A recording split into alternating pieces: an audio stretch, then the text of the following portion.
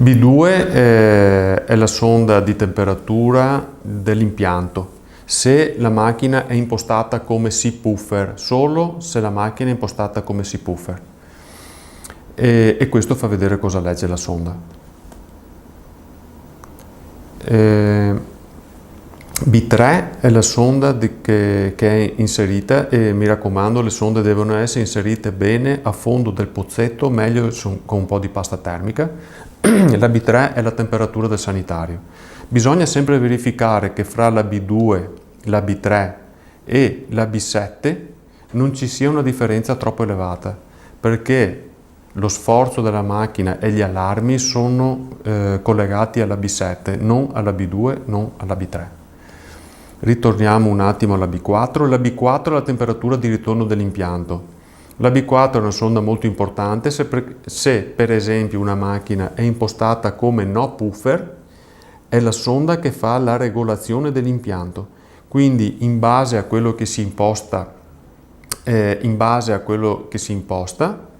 la macchina regola sulla B4.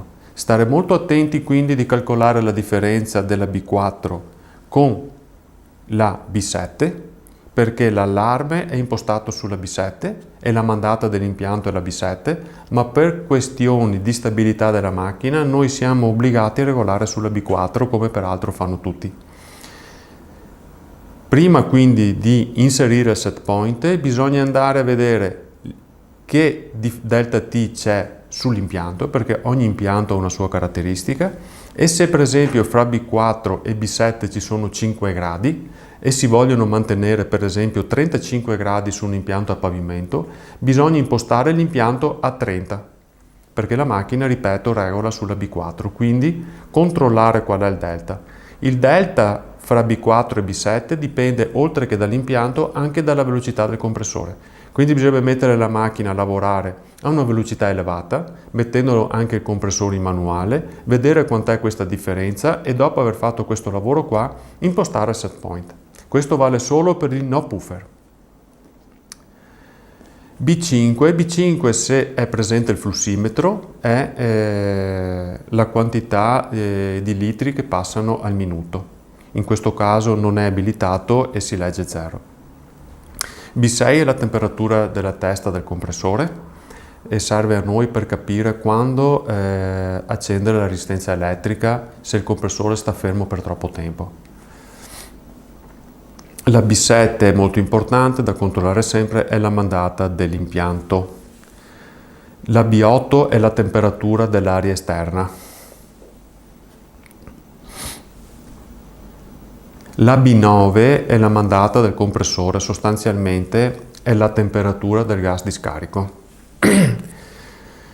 La B10 è la temperatura di aspirazione del compressore. La B11 è la temperatura di condensazione. Questa, per esempio, è importante confrontarla con la B7. Le nostre macchine sono dimensionate con uno scambiatore a piastre in maniera di minimizzare la B11 con la B7. Cosa vuol dire? Che se faccio B11 meno B7 devo stare nell'ordine di 1/2 gradi, non di più. Se la differenza è più alta, molto probabilmente c'è troppo gas all'interno dell'impianto. Andiamo a vedere adesso, 38,9, la B7 è 37,5, siamo su 1,4 gradi, 1,5 gradi, quindi la macchina sta lavorando in target, il gas è giusto. Infatti andiamo a vedere la B1 e 2,8 è corretta. Il gas è meglio che ce ne sia un po' di meno piuttosto che un po' di più. Se c'è troppo gas, le macchine vanno di alta pressione con molta facilità, perché non c'è abbastanza spazio per il liquido. Quindi diciamo che questa è la temperatura di condensazione attuale e qui abbiamo la pressione. Qui abbiamo il trasduttore di pressione che tramuta la pressione in temperatura. Subito sotto abbiamo la temperatura di evaporazione in bar e poi è tradotta in gradi centigradi. La D07 mi dà la percentuale di funzionamento della ventola. Attualmente sta viaggiando all'84%. Nella schermata D08 abbiamo l'SH e l'apertura della valvola. L'SH sostanzialmente è la differenza fra la temperatura di evaporazione che vediamo qui e la temperatura di espirazione meno la temperatura di evaporazione. Questa differenza mi dà questo grado qua. Attualmente la macchina sta lavorando con 2 gradi Kelvin di surriscaldamento e la valvola è aperta al 94-95%. Questo serve per vedere se la macchina è in target, per vedere se c'è abbastanza gas, se la valvola è aperta al 100% non c'è abbastanza gas e bisogna preoccuparsi se non è un transitorio, perché se per esempio ho appena acceso la macchina e fuori fa tanto caldo, molto probabilmente la valvola si apre molto. Qui vediamo la capacità richiesta della macchina, in questo caso è al 100%, i giri che abbiamo impostato noi come massimi sono 110 rps, la macchina sta andando quindi al massimo.